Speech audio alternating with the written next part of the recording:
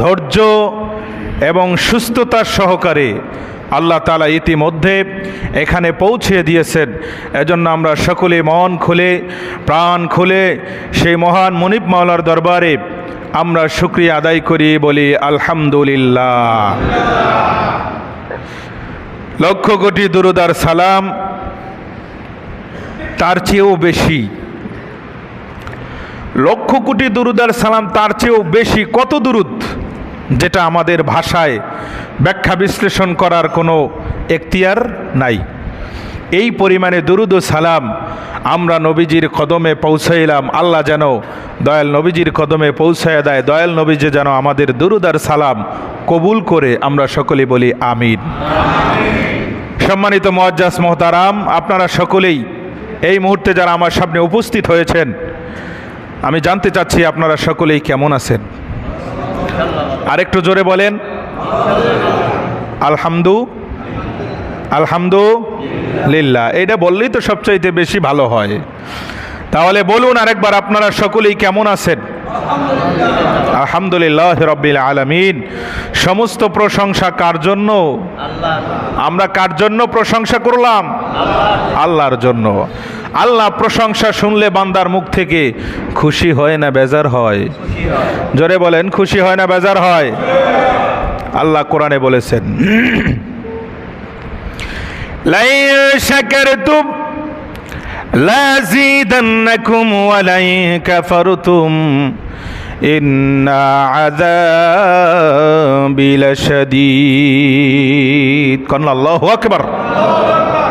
দুনিয়ার মানুষ, তোমরা যখন আমি মহান মুনিব মাওলার নিয়ামত পেয়ে খুশি হও আর জবানটা দিয়ে যখন শুকরিয়া আদায় করো আলহামদুলিল্লাহ, আমি আল্লাহ সুবহানাহু ওয়া তাআলা বলে দিলাম আলহামদুলিল্লাহি ওয়া তামলাতুল মিজান।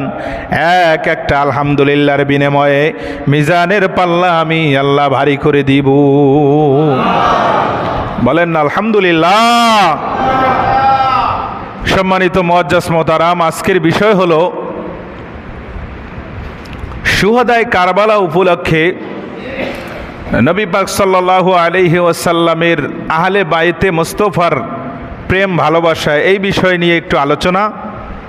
ইনশাআল্লাহ অল্প সময়ের মধ্যে আলোচনা আমি সাবস্টান গুছিয়ে আনার চেষ্টা করব। আপনাদের কাছে আমি একটু মনোযোগ আকর্ষণ চাচ্ছি। আপনারা আমার দিকে তাকিয়ে থাকবেন যতক্ষণ পর্যন্ত কথা বলবো। ডানে বামে সামনে পিছনের দিকে কান লাগাবেন না, আমার দিকে তাকিয়ে থাকবেন আমি কি বলতে চাই এবং কি বলতেছি। যদি আপনার একটু ভালো লাগে, আর ভালো লাগার পরে যদি আপনার হৃদয়ের মধ্যে একটু বাসনা আসে, হতে পারে এই সামান্যতম বাসনাটুকে আল্লাহ তাআলা কেন্দ্র করে আপনাকে আমাকে কাল কিয়ামতের ময়দানে কঠিন মুহূর্তে আল্লাহ তাআলা আমাদের মাফ করে দিতে পারে। এজন্য আমার বাবারা, আমার যুবক ভাইয়েরা, আমি আপনাদের কাছে মনোযোগ আকর্ষণ চাচ্ছি। মনোযোগ, আমার দিকে তাকিয়ে থাকবেন। দেখুন, আল্লাহ নবী, এখান থেকে শুরু করি। যখন আল্লাহর নবী বললেন, আল্লাহ তাশফাতু শাফা, আমার উম্মতদেরকে তুমি কিন্তু জাহান্নামে দিতে পারবে না। আল্লাহ বলেন, বন্ধুরে কেন? নবীজি বললেন, আল্লাহ যে একটা বার কালেমা শরীফ পড়েছে লা ইলাহা ইল্লাল্লাহ মুহাম্মাদুর রাসূলুল্লাহ ফাদাখালাল জান্নাহ, আল্লাহ তাকে তো তুমি জান্নাত দিবা, তুমি বলেছো। আল্লাহ বলে, হ্যাঁ বন্ধু, আমি বলেছি যারা কালেমা পড়বে তাদেরকে আমি জান্নাত দিব। তাহলে আমি মুস্তাফা তোমার কাছে একটু স্বীকৃতি চাচ্ছি, আল্লাহ আমাকে না জিগায়া তুমি আমার উম্মতকে জাহান্নামে ফেলাই দিও না। বন্ধুরা আমার, গভীর মনোযোগ রে বাবা। মদিনার মধ্যে হাজার হাজার লক্ষ লক্ষ সাহাবী আছে না নাই? এই হাজার হাজার লক্ষ লক্ষ সাহাবীদের মধ্যে 3 থেকে 4 জন সাহাবীর কথা আপনাদের সম্মুখে আমি উপস্থাপনা করতে যাচ্ছি। আমার বন্ধুরা, 3 দিন পর্যন্ত আল্লাহর নবীর মদিনায় খবর নাই আল্লাহর নবী কোথায় হারিয়ে গিয়েছে। সমস্ত সাহাবায়ে কেরাম পাগল বেকরার হয়ে গেল। আল্লাহর নবী নাই, আল্লাহর নবী কোথায় গেল? আল্লাহর নবীকে খুঁজে পাওয়া যাচ্ছে না।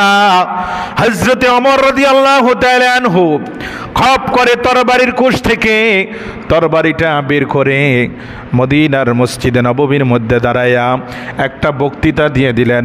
আরে মদিনার কাফের মুশরিক বেঈমানরা, কিছুক্ষণের মধ্যে যদি আল্লাহর নবীর সংবাদ আমি ওমরের কাছে না দাও, আমি ওমরের হাত থেকে এই তরবারি থেকে কোনো কাফের মুশরিক বেঈমানদের কল্লা গর্দান থাকবে না, সমস্ত গর্দানগুলো আমি ওমর তরবারি মাইরা উড়াইয়া দেব। কাফের মুশরিকরা ভয় পেয়ে গেল। হায় হায়, ওমর তো সাধারণ মানুষ নয়, ওমরের তরবারি থেকে আমরা বাঁচতে পারবো না।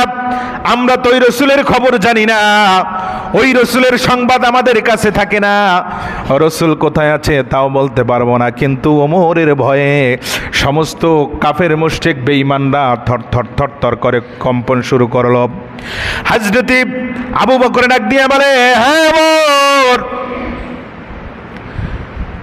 ব্যস্ত হওয়ার দরকার নাই, পাগলামি করেও না, আসো আমরা নবীকে খুঁজতে চলে যাই।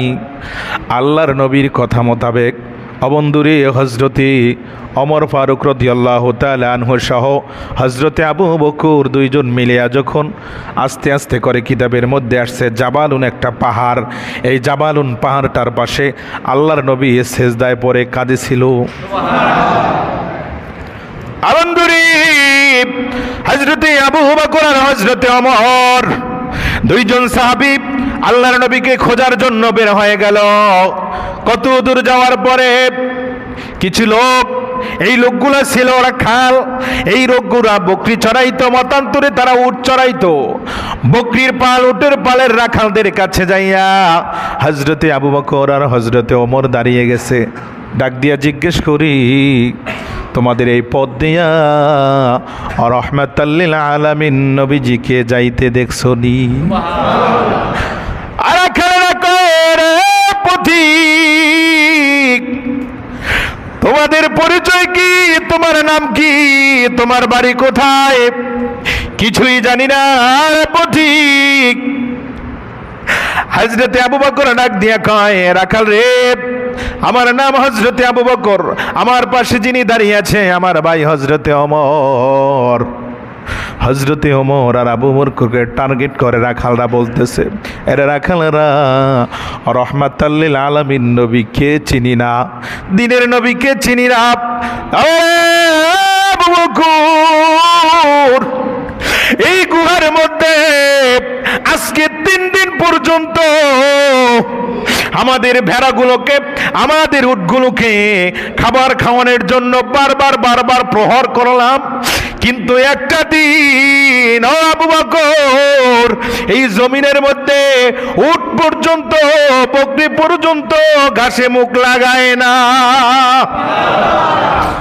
রে আবু বকর, রাহমাতাল লিল আলামিন নবীকে চিনি না, তবে ওই যে গুহা দেখা যায়, ওই গুহার মধ্যে একটা লোক শুধু সেজদায় পড়ে কাঁদতেছে কাঁদতেছে কাঁদতেছে।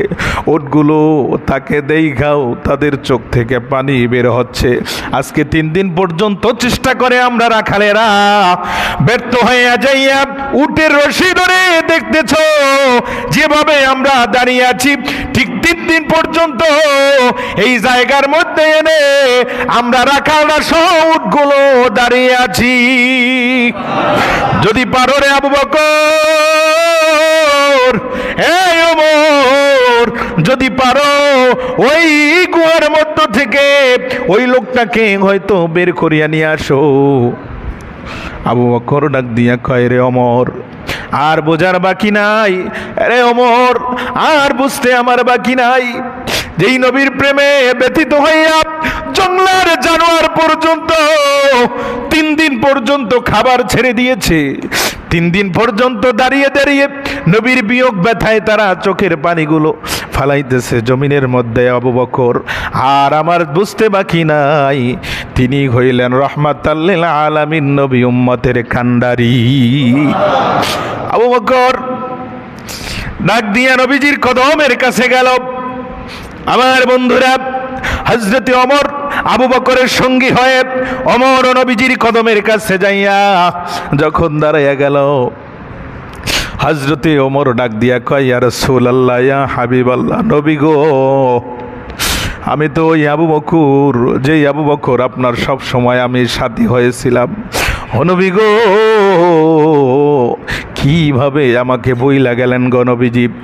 ইয়া রাসূলুল্লাহ, ইয়া হাবিবাল্লাহ, মক্কি জিন্দেগি, মদিনার জিন্দেগির যত ইবাদত আমি করেছি, সব ইবাদত গুলো আপনার উম্মতের জন্য আমি কুরবানি দিলাম। নবী গো, দয়া করে সিজদা থেকে আপনি মাথা উঠায় আনান। আল্লাহর নবী কোনো কথা বলে না, সিজদা থেকে মাথা তুলে না। হযরতে আবু বকর, যেই আবু বকর নবীজির গর্দান মোবারক আনার জন্য গিয়েছিল, এবার আবু বকর ডাক দিয়া কয়, ইয়া রাসূলুল্লাহ, ইয়া হাবিবাল্লাহ, নবী গো, যখন আমি অমুসলিম ছিলাম, ইয়া রাসূলুল্লাহ, ইয়া হাবিবাল্লাহ, যেই দিন আমি আপনার গর্দান মোবারক কাটার জন্য তরবারি নিয়ে আমি আপনার হুজরার কাছে যাইয়া যখন গর্দান আনার জন্য চেষ্টা করেছিলাম, 200 লাল উটের বিনিময়ে 200 বড় বড় সুদর্শন ঘোড়া পাওয়ার জন্য, 200 বকরি পাওয়ার জন্য, 2000 দিরহাম পাওয়ার জন্য আবু জাহেলের কথা মোতাবেক, ইয়া রাসূলুল্লাহ, আমি আপনার গর্দান মোবারক আনার জন্য গিয়েছিলাম। গর্দান মোবারক আনবো তো দূরের কথা, আপনার সুন্দর চেহারা মোবারকের দিকে তাকায়া আমি ওমরের মতো মানুষ আপনার হাতে হাত রাইখা মুসলমান হয়ে গেছি। ইয়া রাসূলুল্লাহ, ইয়া হাবিবাল্লাহ, নবীজি মেহেরবানি করে ওই ওমরের সারা জীবনের জিন্দেগির যত ইবাদত আছে, যত নেক আছে, সব নেক আপনার উম্মতের জন্য আমি দিয়ে দিলাম। প্রয়োজনে সিজদা থেকে আপনি মাথাখানা উঠায় আনান। আরো জোরে কইতেন না, ইয়া রাসূলুল্লাহ। আল্লাহর নবী মাথা মোবারক তুলে না। আমার বন্ধুরা, হযরতে আবু বকর আর হযরতে ওমর দুইজন পরামর্শ করলো, নবীকে এভাবে সিজদার থেকে মাথা উঠানো যাবে না। আরে আবু বকর, এই ওমর, আমরা বুঝতে পেরেছি যতক্ষণ পর্যন্ত ইমাম হুসাইন, ওই যে হুসাইনের শুহাদায়ে কারবালার কথা, ওই যে ইমাম হুসাইন, মা ফাতেমা ছাড়া আল্লাহর নবীকে এই সিজদা থেকে আমরা তুলতে পারবো না। জোরে কন্যা সুবহানাল্লাহ। যখন চলে যাচ্ছে পথিমধ্যে হযরতে আলীর মতো সাহাবী জমিনের মধ্যে আছার খেয়ে পড়ে, হাদিস প্রমাণ করে জাবালুন পাহাড়ের পাশে আসার আগে আগে হযরতে আলী আছার খেয়ে জমিনের মধ্যে পড়ে ইয়া রাসূলুল্লাহ বলে কান্দে, নবী গো, আমি তো ওই আলী, যে আলীর কাছে আপনি না বলে কোথাও যাইতেন না। ইয়া রাসূলুল্লাহ, আজকে 3 দিন পর্যন্ত আপনার চেহারা মোবারক দেখতে পাচ্ছি না, নবী আপনি কোথায়?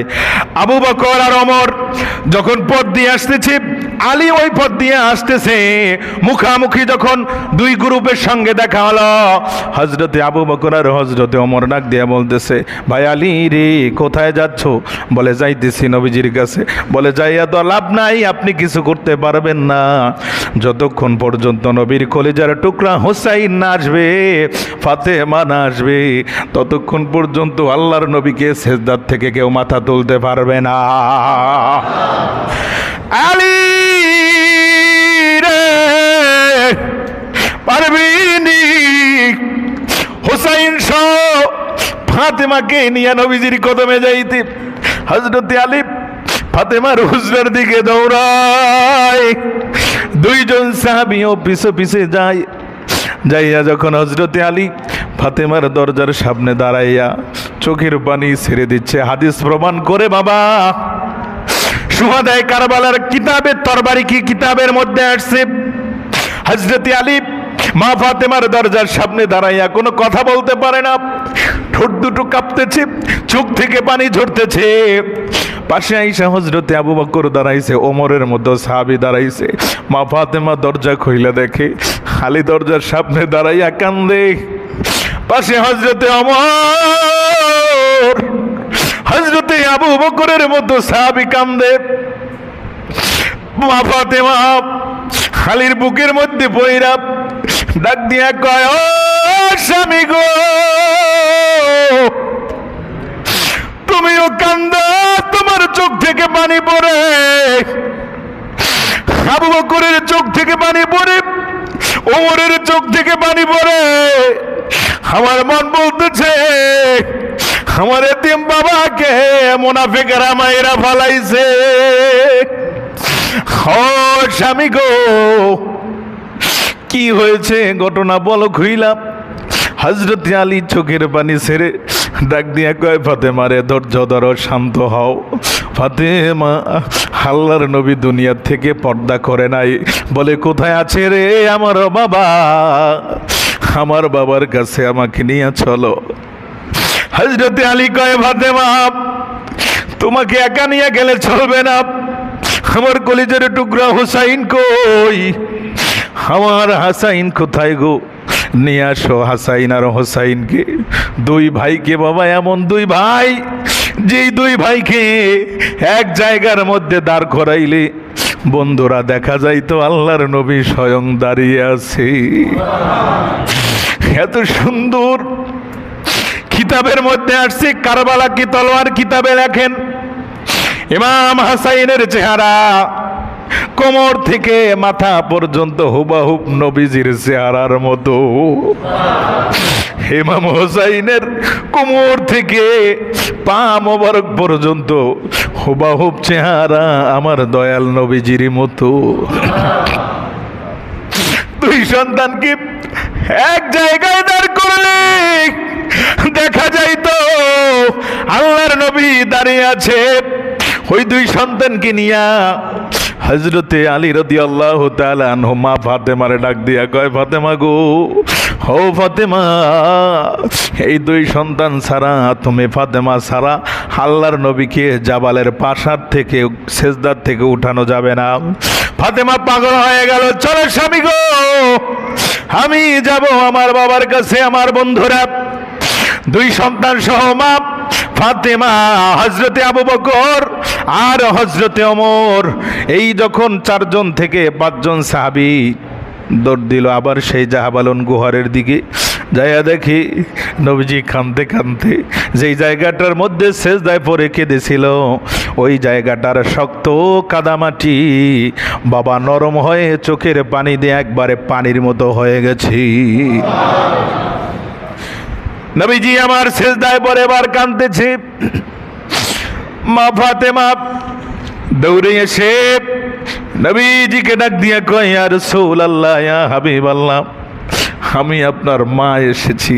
কারণ আপনি যদি সফর শেষ করে কোথাও আপনি দেখা করতে যাইতেন, সেই দেখাটা সর্বপ্রথম আমার সাথে করতেন। আবার যখন সফর থেকে এসে সর্বপ্রথম মসজিদে নববীতে 2 রাকাত নামাজ পড়া আমি ফাতেমার সাথে আপনি আব্বা দেখা করতেন। আজকে আপনি কি করে নবীজি সেই ফাতেমাকে ভুলে গেলেন? এই ইমাম হাসাইনকে, হুসাইনকে আপনি ভুইলা উম্মতের মায়ায় পড়ে এই জাবাল পাহাড়ের পাশে সিজদার মধ্যে পয়রা কান্দেন নবী গো। ইয়া রাসূলুল্লাহ, ইয়া হাবিবাল্লাহ, জান যখন আপনি উম্মতের এতই দেওয়ানা, আমি ফাতেমা আপনার সাথে ওয়াদা করলাম, ইয়া রাসূলুল্লাহ, ইয়া হাবিবাল্লাহ, আমি ফাতেমার জীবনে যত নেক আমল করেছি, সুবহানাল্লাহ কন্যা। ফাতেমা কেমন ফাতেমা? আমাদের বাংলাদেশের ঘরের মধ্যে ফাতেমার অভাব নাই। এই ফাতেমার মতো ফাতেমা না, তিনি ছিলেন জান্নাতি মহিলাদের সরদার বাবা। এই জান্নাতি মহিলাদের সরদার কোনো নেক অভাব আসেনি, তার আমল নামার মধ্যে কোনো নেকের অভাব আসেনি, তার আমল নামার মধ্যে কোনো নেক অভাব নাই। ও বন্ধু, তিনি তো বিনা হিসেবেই জান্নাতি, শুধু জান্নাতি নয়, জান্নাতি মহিলাদের সরদার। তিনি ডাক দিয়া কয়, ইয়া রাসূলুল্লাহ, আমার জিন্দেগির মধ্যে যা নেক আছে সব নেকগুলো এই মুহূর্তে আপনার উম্মতের জন্য আমি দান করে দিলাম। জোরে কন্যা ইয়া রাসূলুল্লাহ। আল্লাহর নবী এবারও মাথা মোবারক তুলতেছেন। হযরতে আলী ডাক দিয়া কয়, আরে ফাতেমা, তোমার কথাই উঠবে না, উঠবে না, কারণ নবীজি বলেছে ওই উযহিবান কুবুর রিজসা আহলাল বাইতি ওয়া ইউতাহিরাকুম তাতহীরা। আমার উম্মতের জন্য আমার হোসাইনের কুরবানি আমি নবী কবুল করেছি। ও ফাতেমা, কাজ হবে না, নবীজিকে উঠাইতে পারবা না। যদি নবীজিকে উঠাইতে হয়, হোসাইনকে নবীজির পা মোবারকের কাছে দাঁড় করাইয়া দাও, আর হাসাইনকে নবীজির মাথা মোবারকের সামনে দাঁড় করাইয়া দাও। কথা মতো কাজ হয়ে গেল। আমার বাবারা, দুইজনকে যখন দুই পাশে দাঁড় করাইয়া দিয়া দুইজন ডাক দিয়া বলতেছে, নবীজি, ও নানু ভাই, আমাদের ছোট্টবেলায় আপনার জান্নাতি জিব্বা আমাদেরকে চুষাইয়া চুষাইয়া জান্নাতি শরাব মোবারক পান করাইছেন। নানু ভাই, সেই কথা কিভাবে ভুইলা গেলেন? আমরা দুইটা কলিজের টুকরা আপনার কদমের কাছে এসে দাঁড়িয়ে গেলাম। ইয়া রাসূলুল্লাহ, নানাজি, মেহেরবানি করে আমি হোসাইন ওয়াদা দিলাম যেই উম্মতের জন্য জাবালুন পাহাড়ের পাশে আইসা 3 দিন পর্যন্ত, একাধারে 3 দিন পর্যন্ত খানা পিনা বাদ দিয়া উম্মতের জন্য সিজদায় পড়লেন। আমি হোসাইন ওয়াদা দিলাম, আমি হাসাইন ওয়াদা দিলাম, আমাদের জীবন আপনার উম্মতের জন্য, আমাদের জীবন আপনার উম্মতের জন্য নানাজি আমরা কোরবানি দিয়া দিলাম। নারায়ে তাকবীর, নারায়ে রিসালাত। আল্লাহ তাআলা ডাক দিয়া বললেন, আরে জিবরাইল, আমার আরশ কম্পমান হয়ে গেছে, আমার আরশ কাঁপতেছে। খোদার আরশটা যখন কম্পন সৃষ্টি হলো, আমার বাবারা, আল্লাহ ডাক দিয়ে কয়, দৌড়াইয়া যাও, আমি এই দৃশ্য দেখে আর সহ্য করতে পারি না। জিবরাইল, আল্লাহর নবীর কদমে যাও, আমি আল্লাহর পক্ষ থেকে আমার নবীকে সালাম দাও, আর জানাইয়া দাও, নবীজি, আপনার চোখের পানি আল্লাহ কবুল করেছে। ফাতেমার চোখের পানি, সাহাবায়ে কেরামদের চোখের পানি, ইমাম হাসান হোসাইনের কোরবানি আমার আল্লাহ কবুল করে নিয়েছি। নবী গো, আর কাঁদবেন না, দয়া করে সিজদার থেকে মাথা উঠান। আল্লাহর নবী সিজদার থেকে মাথা উঠাইলো। আল্লাহর নবী যখন সবাইকে নিয়ে হুজরা মোবারকের দিকে যাচ্ছে, নবী আমার ডাক দিয়া কয়, মাবুদ রে, এই হোসাইনের গর্দান থেকে যতটা ফোঁটা রক্তর ললিহাম এই জমিনের মধ্যে পড়বে, আমি আল্লাহ ওয়াদা করলাম, এক একটা হোসাইনের গর্দানের রক্তের বিনিময়ে আমার কোটি কোটি উম্মত বিনা হিসাবে আমি আল্লাহর নবী জান্নাতে নিয়ে যাইব। সেই হোসাইন আর সেই নবীজি কেমন নবী ছিল, আর হোসাইন বা কেমন নাতি ছিল। বাংলাদেশের নাতি, আপনার আমার নাতি, আপনার আমার হোসাইন, দয়াল নবীজির নাতি হোসাইন, কোনোদিন তুলনা কয় না, তুলনা হয় না। যদি নবীর তুলনা না হয়, হোসাইনের তুলনা না হয়, যারা কয় নবী আমগো মতো মানুষ, সামনে রাখন, এগুলার ইমান আছে না নাই? আছে নাই? এগুলো স্পষ্টভাবে এই দল। আমরা নবী আহলে বায়েত এদেরকে মহব্বত করি এবং করব। আল্লাহ তাআলা সেই পথে সেই মতে আমাদের কবুল করুক, সকলেই বলি আমিন।